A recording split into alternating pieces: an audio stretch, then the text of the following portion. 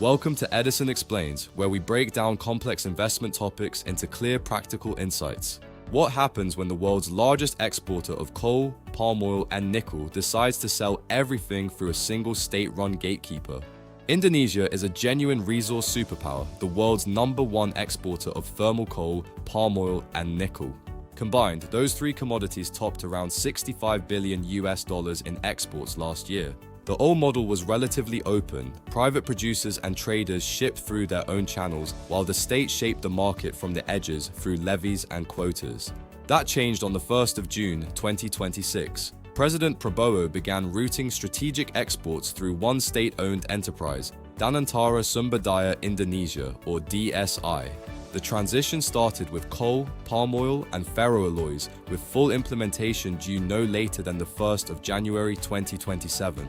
Why now? The first motive is fiscal. A single channel lets the government see, benchmark, and tax the true value of what leaves the country. The second is the currency. With the rupiah at historic lows, a parallel rule now forces most resource exporters to keep their proceeds in state banks. This is not a paperwork reshuffle. The state is inserting itself into the middle of every major export contract, changing who sets prices and who captures the margin. And the scope is broad. The reference to ferroalloys matters because it could pull in certain forms of nickel, the metal at the heart of stainless steel and EV batteries.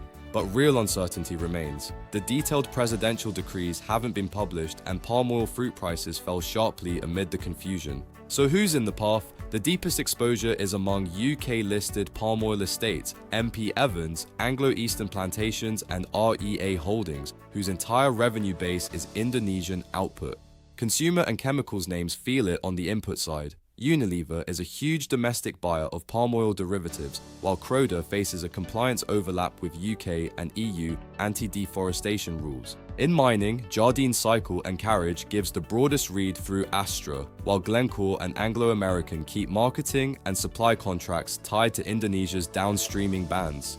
Who wins and loses? Jakarta frames the state and eventually shareholders as winners through more tax and better prices. The clearer near-term losers are the traders facing disintermediation. It may also redirect attention outside Indonesia. Fungular resources in coal and nickel 28 in battery metals are benchmarks for supply that carries none of the new export channel risk.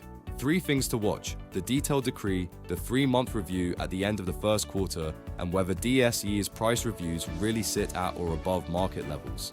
The Edison insight: this is bigger than tax reform. It echoes the raw nickel ore ban, using control of the export gate to redirect value onshore. The real question isn't whether Jakarta can collect more from its resource base, it's whether it can do so without eroding the margins, contract certainty, and investor trust that drew capital in. If you found this helpful, please give us a like and subscribe for more Edison Explains episodes. And here's where you come in. What topic would you like us to explain next? Leave your requests in the comments below. Whether it's an investment framework, a market concept, or a financial strategy, we'd love to hear what you want us to tackle. Thanks for watching, and we'll see you in the next one.